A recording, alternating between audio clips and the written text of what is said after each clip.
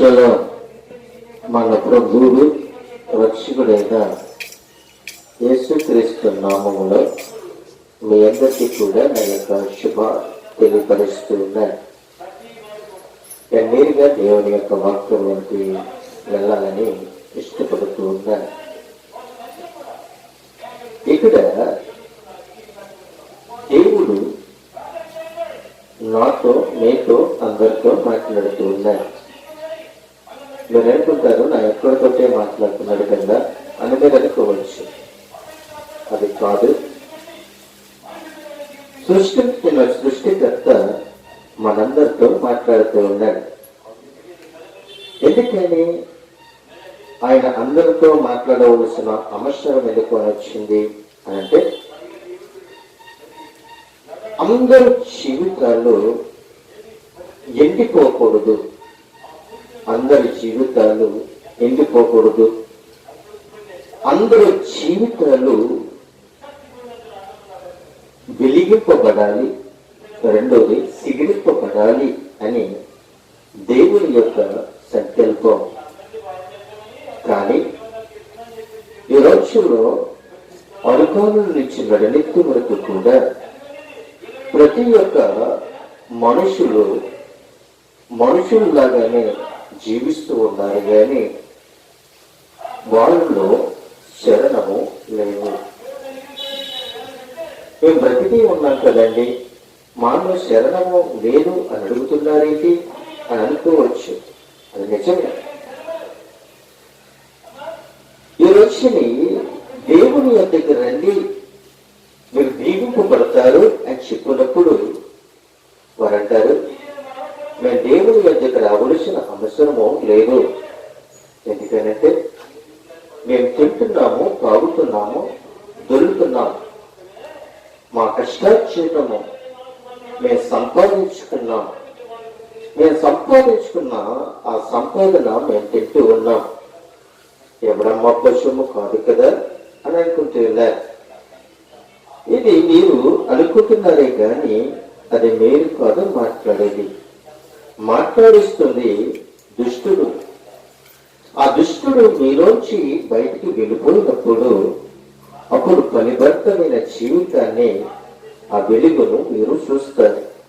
ఎప్పుడు చూస్తారు అంటే, దీని విశ్వసించి నమ్మి బాప్తిస్మము పొందుకున్నప్పుడు మాత్రమే మీకు ఆ యొక్క రుచేమిటో తెలుస్తుంది. అయితే ప్రియమైన దేవుని యొక్క బిడ్డలారా, ఇక్కడ ఒక ప్రవక్తతో దేవుడు మాట్లాడుతూ ఉన్నాడు. ఒక ప్రవక్తతో దేవుడు మాట్లాడుతూ ఉన్నాడు. ఇప్పుడు కూడా ఆ ప్రవక్త మనకి బయలుపరుస్తున్నాడు. ప్రభువైన దేవుడు ప్రవక్తతో మాట్లాడినప్పుడు ఆది ప్రవక్తతో మాట్లాడిన దేవుడే ఈ రోజు మనందరితో మాట్లాడుతూ ఉన్నాడు. ఆయన ఒకరికి దేవుడు మాత్రము కాదు, ఈ సృష్టికి దేవుడు. ఆయన మౌన పురుషుడు, ఆయనే పరిశుద్ధాత్మ దేవుడు. ఈ పరిశుద్ధాత్మ దేవుడు ఆదిలో ఉన్నాడు, అదే పరిశుద్ధాత్మ దేవుడు ఇప్పుడునో ఉన్నాడు. ఎందుకని అనంటే, ఆదిలో ఉన్న పరిశుద్ధాత్మ దేవుడు అబ్రహాము యొద్దకు వాక్యం ద్వారాగా వచ్చాడు. అదే వాక్యం ద్వారాగా యోహాను దగ్గరకు వచ్చాడు. అలాగే ఆ వాక్యము ఏమైంది అంటే, శరీరాన్ని దార్చింది. శరీరం దార్చి లోకరక్షకుడైన యేసుక్రీస్తు ప్రభువు వారు మరియమ్మ గర్భాన్ని ఉద్భవించి ఈ లోకానికి ఆయన ఒక మానవుడిగా వచ్చాడు, జన్మించి ఆయన మనకి అనేకమైన విషయాలు నేర్పించాడు, బోధించాడు, ఆజ్ఞలు ఇచ్చాడు. మీరు వెళ్ళండి అని మనకి భరోసా ఇచ్చి ఆయన మనల్ని బలపరుస్తాడు, స్థిరపరుస్తాడు. బాప్తిస్మముగా బలపడండి అని చెప్పాడు. ప్రార్థన చేసినప్పుడు మీకు ఎలా స్వస్థతలు జరుగుతాయో ఆయన మనకి నేర్పించాడు. ప్రార్థన వలనే ఇది జయము పొందుకుంటారు అని చెప్పాడు. ప్రార్థన చేయటం వలన అనేకమైన కార్యాలు జరుగుతాయి అని చెప్పారు. ప్రార్థన వలనే మరణించిన వాడు కూడా తిరిగి లెగిస్తారు అని చెప్పారు. నిజమే. ప్రియమైన దేవునికి బిడ్డలారా, విశ్వాసంతో మనం ప్రార్థన చేసినప్పుడు స్వస్థత జరుగుతుంది. ప్రత్యేకంగా మనము స్వస్థతల కోసం వెళ్ళవలసిన అవసరము లేదు. విశ్వాసముతో నువ్వు ప్రార్థన చేసినప్పుడు, విశ్వాసంతో నీవు ఆయన్ని అడిగినప్పుడు స్వస్థత జరుగుతుంది. నీకు పిల్లలు కావాలి అని ప్రత్యేకమైన ఆ పిల్లల ప్రార్థనకి వెళ్ళవలసిన అవసరము లేదు. నీలో నమ్మకం ఉండి నా పరిశుద్ధాత్మ దేవుడు నాకు పిల్లల్ని అనుగ్రహిస్తాడు అని విశ్వాసం నీలో ఉంటే ప్రత్యేకమైన పిల్లల ప్రార్థనకి మీరు వెళ్ళవలసిన అవసరము లేదు. పిల్లలని దేవుడే మీకు పుట్టిస్తాడు, ఇస్తాడు. అది దేవుడిచ్చిన బహుమానం. రెండోది, ప్రత్యేకముగా పెళ్లికి నా పెళ్లి అవ్వాలి అని వెళ్ళి ప్రత్యేకమైన ప్రార్థనలో కూర్చోవలసిన అవసరము లేదు. ప్రతి ఆదివారం కూడా దేవుని యొక్క సన్నిధిలోకి వెళ్ళి నేను నా యొక్క కుటుంబాన్ని నేను చూసుకోవాలి, మంచి కుటుంబంలోనికి నేను వెళ్ళాలి, మంచి కుటుంబంలో నేను పడాలి అని అనుకుని ప్రతిరోజు మోకరించి ప్రార్థన చేసినప్పుడు దేవుడు మంచి కుటుంబాన్ని ఇస్తాడు. అంతే తప్పగానే పెళ్లి కొరకు, పేరెంటల కొరకు ప్రత్యేకమైన ప్రార్థనలకు వెళ్ళి ఆ ప్రార్థనలో కూర్చోవలసిన అవసరము లేదు. రెండోది కనుక చూసినట్లయితే ప్రత్యేకముగా ఆస్తుల కొరకు ప్రత్యేకమైన ప్రార్థనకి వెళ్ళవలసిన అవసరం లేదు. ఎందుకంటే ప్రార్థనకి ఇచ్చే దేవుడే నీకు సంపూర్ణమైన ఆస్తిని ఇచ్చే దేవుడు. ఎందుకంటే ఆయన ఆస్తికర్తలకు దేవుడే అన్నాడు. మూడవదిగా, ప్రత్యేకమైన డబ్బుల కోసం మనము ప్రార్థనకి వెళ్ళవలసిన అవసరం లేదు. ఎందుకంటే డబ్బు ఇచ్చే దేవుడు ఆయనే. సమస్తములకు కూడా చేయగల సమర్థుడు నా ప్రభువైన పరిశుద్ధాత్మ దేవుడు యేసు క్రీస్తు ప్రభువారు. అయితే ఈ రోజుని అదే పరిశుద్ధాత్మ దేవుడు, ఆ పరిశుద్ధాత్మ దేవుడే ఒక ప్రవక్త యొక్కకు వచ్చి ఆ ప్రవక్తతో ఆయన మాట్లాడుతూ ఉన్నాడు. ఏమని మాట్లాడుతూ ఉన్నాడు అని అంటే, ఆయన ఈ విధంగా సంభాషణ చేస్తూ ఆయన మాట్లాడిన ప్రతి మాట కూడా మనకి బయలుపరుస్తున్నాడు. ఒక్కొక్కటిగా మనము ధ్యానించుకుందాం, ప్రభుని స్తుతించుకుందాం. మనం వాక్యం చదివినప్పుడు పరిశుద్ధాత్మ దేవుని మాత్రమే చూడాలి. మనం వాక్యం విన్నప్పుడు పరిశుద్ధాత్మను మాత్రమే స్తుతించినప్పుడు ఆయన మనతో ఈ రోజుని మనతో మాట్లాడుతున్నాడు. యెహెజ్కేలు గ్రంథంలోనికి మనం వెళ్ళినట్లయితే 37వ అధ్యాయము మొదటి నుండి కొన్ని భాగాలుగా మనం చూసినట్లయితే అక్కడ దేవుడు తన ప్రవక్తతో మాట్లాడుతున్నాడు. తన ప్రవక్తకి వచ్చినప్పటికీ ఒక హస్తము ఆయన మీదకు వచ్చినట్లుగా మనం చూస్తూ ఉన్నాం. చూడండి, యెహెజ్కేలు గ్రంథము 37వ అధ్యాయము మొదటి వచనంలో చూస్తున్నట్లయితే ఆయన ఈ విధంగా మనకి రాయించి బయటకొచ్చింది. యెహోవా హస్తము నా మీదకి వచ్చెను, నేను ఆత్మ వశుడనై ఉండగా యెహోవా నన్ను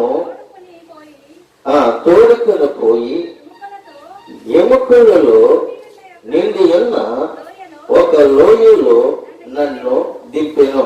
అక్కడ కాదండి, ఇక్కడ పరిశుద్ధాత్మ దేవుడు ఆయన హస్తము యెహెజ్కేలు మీదకి రావడమే కాదు గాని ఈ రోజు దైవజనుడినైన నా మీదకి ఆయన బలమైన హస్తము వచ్చింది. యెహెజ్కేలు మీదకి దేవుని హస్తము ఎలాగైతే వచ్చిందో అలాగే దేవుని యొక్క దైవజనుడిగా, దేవుని యొక్క పనివాడిగా, దేవుని యొక్క అభిషక్తుడిగా నేను ఆయనని ఆనుకుని ఉన్నప్పుడు ఆయన హస్తము నా మీదకి వచ్చింది. ఆయన హస్తము నా మీదకి వచ్చినప్పుడు నేను ఎలాగున్నానో తెలుసా? ఆత్మవశుడై ఉన్నాను. అంటే ఆత్మలో నింపబడి ఉన్నాను. ఆత్మలో నేను నింపబడి ఉన్నాను. ఆత్మలో నింపబడి ఉన్నప్పుడు అప్పుడు నేను ఎలాగున్నానంటే మనుషులతో కాదు నేను మాట్లాడేది, దేవుడితో నేను మాట్లాడుతూ ఉన్నాను. నేను మనుషులతో కాదు మాట్లాడేది, నేను దేవుడితో మాట్లాడుతున్నాను. నేను అన్య మనుషులతో కాదు కానీ నేను దేవుణ్ణి అన్య భాషలతో దేవుణ్ణి మహిమపరుస్తూ ఉన్నాను. నేను దేవునిలో ఆత్మాశుడునై ఉన్నప్పుడు నేను నేరుగా చూస్తున్నప్పుడు, దేవుణ్ణి నేరుగా ఆరాధిస్తూ ఉన్నప్పుడు, అప్పుడు నా ప్రభువైన దేవుడు నన్ను తోడుకొని ఒక ఎముకల్లో నిండి ఉన్న ఒక లోయలో నన్ను దింపాడు. నిండిపోయిన ఆ యొక్క లోయలో నన్ను ఏం చేశాడంటే ఎముకలలో నన్ను దింపినట్లుగా చూస్తున్నాం. ఎముకలలో నిండి ఉన్న ఆ యొక్క లోయ చాలా భయంకరంగా ఉండొచ్చు. ఎందుకంటే కరోనా టైంలో మనం చూసినట్లయితే 2020 సంవత్సరం కరోనా టైంలో దగ్గరగా మనం చూసినట్లయితే ఆ యొక్క కరోనా ప్రతి ఒక్కరిని తాకింది. చెడ్డబిడ్డలు మొదలుకొని దాంట్లో ఉన్న ప్రతి ఒక్కరు కూడా ఒక్కసారిగా పెట్ట రాలిపోయినట్లుగా రాలిపోయారు. అయితే అప్పుడు ఒక్కొక్కరిగా రాలినప్పుడు ఒక్కొక్కరిగా వారిని సమాధి చేశారు. కానీ భయంకరంగా కప్పెట్టలేని పరిస్థితుల్లో, స్థలము సరిపోలేని పరిస్థితుల్లో కూడా ఆ యొక్క బాడీలన్నీ కూడా చనిపోయినప్పుడు, ఆ మనుషులందరూ కూడా చనిపోయినప్పుడు, కప్పెట్టలేని పరిస్థితుల్లో ఉన్నప్పుడు ఒక జేసీపీ చేత తీసుకుని వచ్చి ఆ యొక్క ప్రజలందరినీ కూడా కట్టగట్టి ఆ లోయలో వేసి జేసీపీ చేత కప్పెట్టేసి చేస్తారు. అయితే ప్రియమైన వాళ్ళు బ్రతుకున్నప్పుడు మనుషులే, చనిపోయిన తర్వాత వారు శవాలు. మరి కొన్ని రోజులు పోయినప్పటికీ వాళ్ళ ఒంటి మీద చర్మాలు లేవు, రూపాలు లేవు, ఏమీ కనిపించట్లేదు. అందుకే అంటున్నాడు కదా, ఇక్కడ అంటున్నాడు కదా, యువకుల్లో నిండి ఉన్న ఒక లోయలో నన్ను దింపినప్పుడు ఆయన వాటి మధ్య నన్ను ఇటు అటు నడిపించి ఉండగా అంటున్నాడు. ఎవరు నడిపిస్తున్నారు ఆయన్ని అని అంటే, సర్వశక్తి గల దేవుడు ప్రవక్త అయిన యెహెజ్కేలుని ఏం చేస్తున్నాడంటే ఆయన నడిపిస్తూ ఉన్నాడు. ఎక్కడ నడిపిస్తున్నాడు అంటే వాటి మధ్యలో నడిపిస్తూ ఉన్నాడు. ఆ ఎముకల మధ్యలో నడిపిస్తూ ఉన్నాడు. ఆ చర్మము లేని ఎముకలలో నడిపిస్తూ ఉన్నాడు. ఆ యొక్క నరము లేని ఎముకలలో ఆయన నడిపిస్తున్నాడు. ఒక స్వరూపము లేని ఆ యొక్క ఎముకలలో ఆయన నడిపిస్తూ ఉన్నాడు. ఈ మధ్యలోకి బిడ్డలారా, ఇక్కడ చూస్తున్నట్లయితే మనం ఒక ఉదాహరణగా మనం జ్ఞాపకం చేసుకోవచ్చు. ఒక మనుషుడు బ్రతుకున్నప్పుడు ఆ బ్రతికి ఉన్న వ్యక్తి ఎవరి కుమారుడో ఎవరి కుమార్తెతో తెలుసుకోవడం కొరకు డిఎన్ఏ పరీక్ష చేయిస్తే పలానా కుమార్తె పలానా కుమారుడు అని తెలుస్తుంది. కానీ చనిపోయిన వ్యక్తికి కూడా డిఎన్ఏ పరీక్ష చేయించినప్పుడు కూడా అక్కడ ఎవరెవరో తెలియని పరిస్థితులు కూడా అక్కడ మనము కనపడుతూ ఉంది. అయితే ఆయన నడిపిస్తూ ఉన్నప్పుడు 2వ వచనం అంటే కదా, ఎముకలు అనేకులు ఆ లోయలో కనబడను. చూడండి ప్రియమైన, ఒక్కటి కాదు 2 కాదు కానీ అనేకమైన ఎముకలు ఆ లోయలో నాకు కనబడ్డవి. అయ్యో ప్రభువా అని నేను మాట్లాడుతూ ఉన్నాడు. అయ్యో ఈ ఎముకలు ఎవరి ప్రభువా? వీళ్ళకి నరాలు లేవు, వీళ్ళకి చర్మము లేదు, స్వరూపము లేదు. అరుకాల నుంచి నడిలెత్త వరకు కూడా వారికి ఏమీ కనిపించట్లేదు. ఆ ఎముకలు కూడా గోడులుగా ఉన్నాయి ప్రభువా అని నేను అడుగుతూ ఉన్నాను. ఈ రోజు కూడా దేవుడు ప్రశ్నిస్తూ ఉన్నాడు. నువ్వు ఎండిపోయిన వ్యక్తిగా నువ్వు బ్రతుకుతున్నావేమో, ఎండిపోయిన జీవితంలో జీవిస్తున్నావేమో, నువ్వు మాట్లాడలేని పరిస్థితుల్లో నువ్వు ఉన్నావేమో, వ్యర్థమైన జీవితంలో జీవిస్తున్నావేమో, వ్యర్థమైన బ్రతుకును బ్రతుకుతున్నావేమో, నీ జీవితంలో నీ చర్మంలో రక్తము లేదేమో, నీ చర్మంలో చలనము లేదేమో, దేవుడు నిన్ను మాట్లాడుతూ ఉన్నాడు. నువ్వు బ్రతుకున్నా కానీ ప్రయోజనమో లేదు. అది నుంచి నడినంత వరకు కూడా నీ శరీరం అంతా కూడా ఎండిపోతుంది. దేవుడు అంటున్నాడు, నువ్వు ఎండిపోవడానికి నాకు ఇష్టం లేదు, నువ్వు సిగ్రించేవాడవు. ఎందుకంటే నేను కని ఉన్నాను, నీవు నా సొత్తు, వెలవిచ్చి నేను నిన్ను కొన్నాను అని ప్రభు మాట్లాడుతున్నాడు. అంటున్నాడు కదా. ఎముక లేఖలు ఆ లోయలో కనబడినప్పుడు అవి కేవలము వెండిపోయినవి, కేవలము వెండిపోయినవి. నిజమే, ఆ ఎముకలకి నరాలు లేవు, ఆ ఎముకలకి కండరాలు లేవు, ఆ ఎముకలకి స్వరూపాలు లేవు. ప్రియమైన దేవునికి బిడ్డలారా, కండున్నప్పుడు సబ్బులు పెట్టుకుంటాం, కండున్నప్పుడు అవి చాలా రకాలైన సూపులు రాసుకుంటూ ఉంటాం, ముఖానికి ఐబ్రోలు వేసుకుంటుంటాం, ముఖానికి రంగులు పూసుకుంటుంటాం, బెదలకి రకరకాలైన పనికిరాని వస్తువులు మనం పూసుకుంటాం. కానీ బ్రతుకున్నప్పుడే ఇంత అందంగా తయారవ్వాలి అన్న నీ యొక్క లక్ష్యాన్ని ఎముకలుగా మారిపోయినప్పుడు నువ్వు ఎక్కడ రాసుకుంటావు? నువ్వు ఎముకలుగా ఉన్నప్పుడు నువ్వు ఎక్కడికి రాసుకుంటావు? ఆ ఎముకలకి రంగు వేసుకుంటావా? ఆ నెత్తి మీద జుట్టు లేని, ఆ నరము లేని, ఆ కండ లేని దానికి నువ్వు షాంపూలు పెడతావా? ఎన్ని ఎముకలు పెడతావు? ప్రయోజనం ఉందా? లేదు కదా. నెత్తి మీద జుట్టు లేనప్పుడు షాంపూ రాసుకున్నావంటే, సబ్బులు రాసుకున్నావంటే ప్రయోజనం లేదు. నీ శరీరం అంతా నాశనం అయిపోయినప్పుడు ఎన్ని సబ్బులు రాసినా కూడా ప్రయోజనము ఏమిటి? బ్రతికే ఉన్నా కానీ శరణము లేదు. ప్రబడుతున్నాడు, మీరు రండి, మీలో ఉన్న అలవాట్లన్నీ కూడా విడిచిపెట్టండి అని చెప్తున్నాడు. నేను మాత్రం విడిచిపెట్టను ప్రభువా, నేను మాత్రం విడిచిపెట్టను. వారిని విడిచిపెడితే నేను ఏమైపోతాను? వారిని విడిచిపెడితే నేను ఏమైపోతాను? వాడైన సర్వస్వం ప్రభువా, వాడైన జీవితం, వాడైన లక్ష్యం.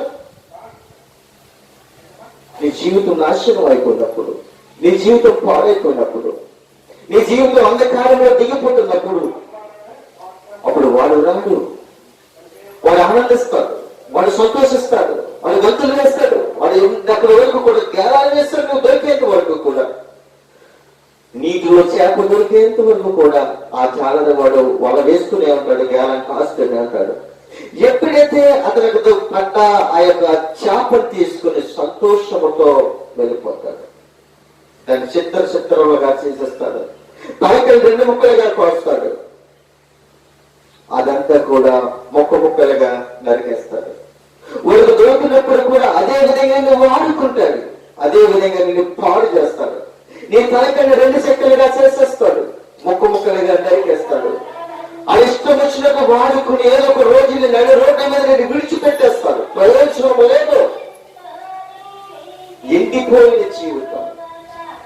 ప్రవక్త అయినా ఏస్కేల్ అంటున్నాడు కదా, అయ్యో ఎండిపోయిన ఎముకలవి అని 3వ వచనంలో కదా ప్రభు మాట్లాడుతున్నాడు.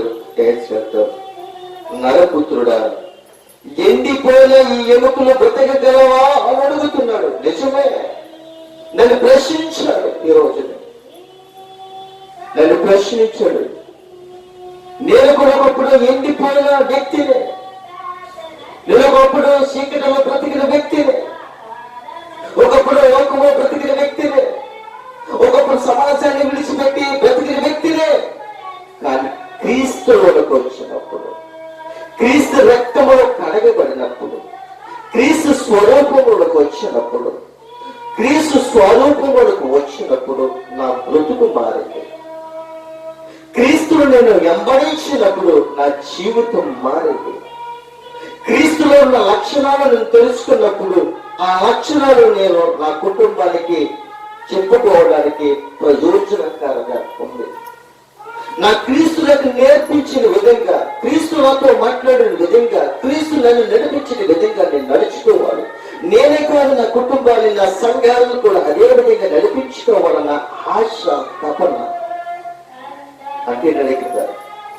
ఎండిపోయిన ఎముకలు బ్రతకగలవా అని ప్రభువు ప్రశ్నించినప్పుడు ఏసుకెళ్తున్నాడు కదా అని అడిగగా, ప్రభువా, యెహోవా అది నీకే తెలియనట్టునే. చూడు, యేసుక్రీస్తు ప్రభువారు పరిశుద్ధాత్మ దేవుడు ప్రశ్నించినప్పుడు ప్రశ్నకి జవాబు నీ దగ్గర లేదు. ప్రశ్నకి జవాబు నీ దగ్గర లేదు. ఎందుకు తెలుసా? అది నీకే తెలియదు. ఒక్క మాట, నాకు తెలుసు ప్రభువా. ఎందుకంటే తెలుసా, నీవు నాకు ఉండగా నాకు విరోధి ఎవడూ లేదు. నీవు నా పక్షాన ఉండగా నాకు పోటెచ్చేవాడు ఎవడూ లేదు. పరువు పందాల్లో కావచ్చు, చదువు పందాల్లో కావచ్చు, కప్పులు తేవడంలో కావచ్చు, క్రికెట్ పందెములు కావచ్చు, గుర్ర పందెములు కావచ్చు, కోడి పందెలు, ఏ పందెములైనా కావచ్చు, నాకు ఎదురొచ్చేవాడు ఎవడునో లేడు. ఎందుకో తెలుసా? నీవు నాకు ఎదురుగా ఉన్నావు. ఒక క్రికెట్ ఆడేవాడు కప్పు కోసం ఎన్ని దెబ్బలైనా, ఎన్ని ఇబ్బందులైనా, ఎన్ని ఇరుకులైనా కూడా ఆ కప్పు కోసం ఎదురు చూస్తున్నాడు. కానీ ఈ కప్పు కోసం కాదు నేను ఎదురు చూసేది. ఎన్ని రాటు కోట్లు వచ్చినప్పటికీ కూడా నా క్రీస్తు శిలువ మీద వేలాడుతున్నాడని నీ కొరకు నేను పరిగెత్తి పందెములో నేను గెలవాలి ప్రభు. గెలిపించేవాడు నువ్వు లేకపోతే నేను గెలవలేదు ప్రభు. నా శరీరం అంతా కూడా, నా ఎముకలన్నీ కూడా ఎండిపోయినవి, పరిగెట్టలేదు. కానీ నిన్ను చూస్తున్నప్పుడు నా యొక్క ఎముకలు కండబట్టినవి, నిన్ను చూస్తున్నప్పుడు నా యొక్క ఎముకలు నరాలు పొంగుతున్నవి, నేను చూస్తున్నప్పుడు గర్వంతో నేను తల ఎత్తుకుని నేను గర్వంగా మాట్లాడుతూ ఉన్నాను అంటే ప్రజలకు కాదు, నేను నీకు భయపడ్డాను. నీకు నేను భయపడ్డాను కాబట్టి, నీ సిలువు చోటు నన్ను మరుగుపరుచుకున్నావు. ఎందుకు తెలుసా? దుష్టుడికి నేను కనబడకుండగా నీ సిలువు చోటు నన్ను మరుగుపరుచుకుని నన్ను నీవు ఎదరగా ఉంచి నీవు మాత్రమే కనబడ్డావు. చాలా మంది అడుగుతూ ఉంటారు, చాలా మంది అంటూ ఉంటారు, ఈ దెబ్బలు తగలాలంటే ముందు నన్ను తగిలి రావాలి అడుగుతుంటారు. కానీ మనుషుల ఆలోచన వ్యర్థం. మరణము నిన్ను వెంటాడాలి అంటే మరణము క్రీస్తు యొద్దకు రావాలి. ఆ మరణం క్రీస్తు యొద్దకు వచ్చి క్రీస్తు దగ్గర తల ఉంచినప్పుడే ఆ మరణం నీ దగ్గరికి వస్తుంది. మరణమాని ముళ్ళు ఎక్కడ అంటే జయించిన వాడు నా ప్రభువైన దేవుడే. మరణపు ముళ్ళని విడిచిన దేవుడు నా ప్రభువైన క్రీస్తు. మరణము నీ అంటే రాదు. మరణాన్ని జయించే శక్తి దేవుడికి ఇచ్చాడు. ఎందుకు తెలుసా? ప్రతి ఇంటి మీద, ప్రతి గుమ్మం మీద గొర్రె పిల్ల రక్తము రాయబడి ఉండాలి. ప్రతి ఒక్క గుమ్మం మీద ఆయన ఏం కలిగి ఉన్నాడు అంటే రక్తము గుర్తుగా ఉండాలి. గుమ్మమ్మలకే ఆయన గొర్రె పిల్ల రక్తము ప్రోక్షింపబడుతూ ఉంటే మనలోకి పారిపోతూ ఉన్నప్పుడు నీ హృదయంలోకి యేసుక్రీస్తు రక్తం వచ్చినప్పుడు మనలోకి నిలబడికి రాడు కదా. ఆయన అడుగుతూ ఉన్నాడు, నీకు నేను దేవుడినై ఉన్నాను, మీరు నా ప్రజలై ఉన్నారు అని ప్రభు అడుగుతున్నాను. అది నీకే తెలియదని నేను అన్నాను ప్రభు. 4వ వచనం కదా, అందుకు ఆయన ప్రవశనమెత్తి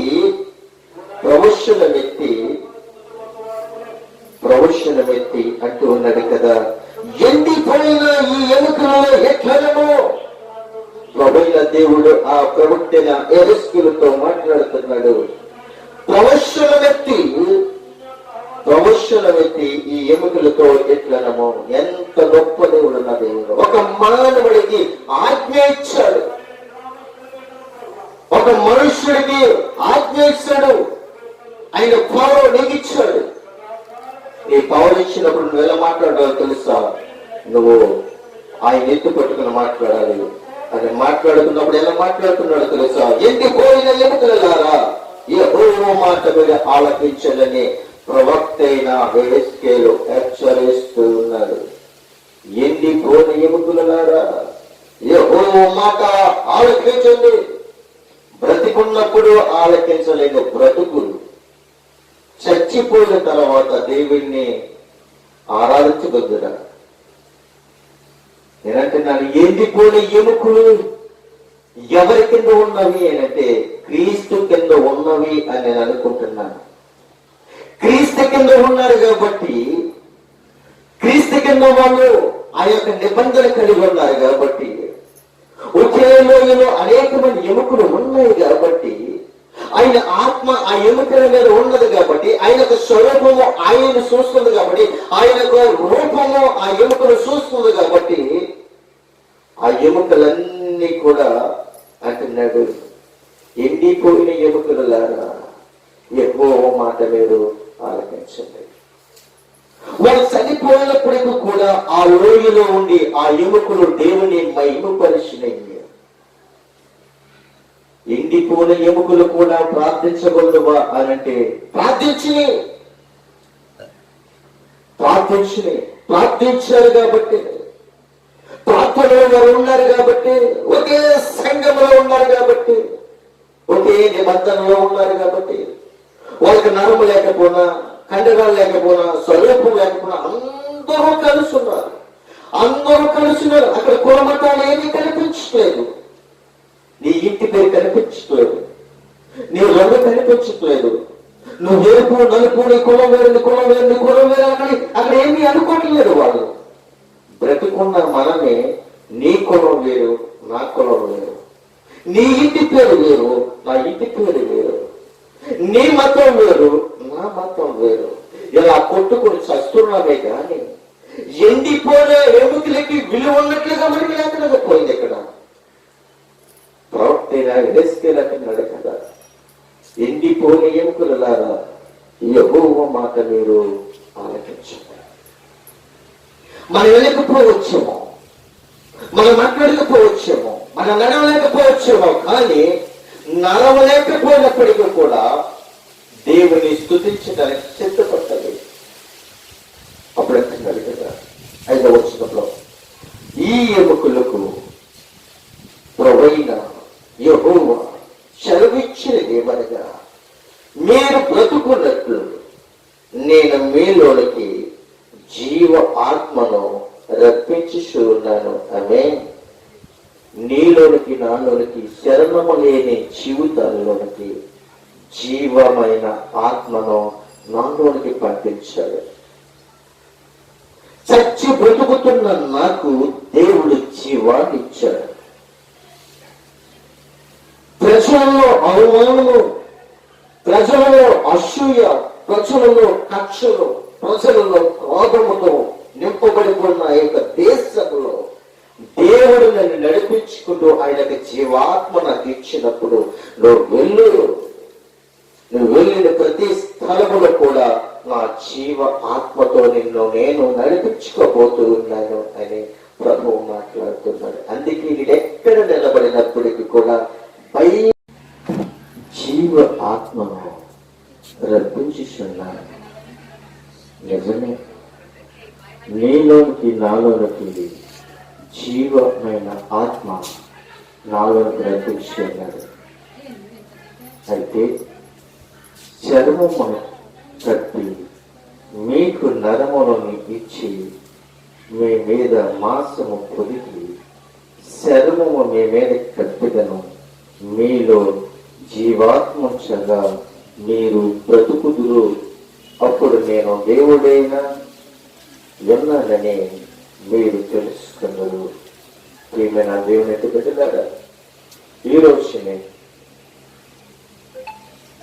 మనమందరము కూడా దేవుని బిడ్డలమై ఉన్నాం కనుక జీవ ఆత్మ మీలోకి రావాలి అంటే జీవము కలిగిన దేవుని యొక్కకు మనము రావాలి. ఇక్కడ చాలా విషయాలు మనం నేర్చుకున్నాం. యెహోవా హస్తము నా మీదకు వచ్చింది. ప్రవక్త అయిన యెహెజ్కేలును ఒక రోజులోనికి తీసుకెళ్లి తిప్పింది. అప్పుడు ప్రభువైన దేవుడు అంటున్నాడు, ఎండిపోయిన ఎముకలు బ్రతకగలవా అని ప్రశ్నించినప్పుడు, అప్పుడు యెహెజ్కేలు అంటున్నాడు, యెహోవా అది నీకే తెలియని ప్రభువా అని చెప్పినప్పుడు, అందుకు ఆయన ప్రవచనం ఎత్తి ఎముకలతో ఎలాగా చెప్పము అని చెప్తూ ఉన్నాడు. అప్పుడు ప్రవక్త అయిన యెహెజ్కేలు అంటున్నాడు కదా, ఎండిపోయిన ఎముకలున్నారా యెహోవా మాట ఆలకించండి అని చెప్పాడు.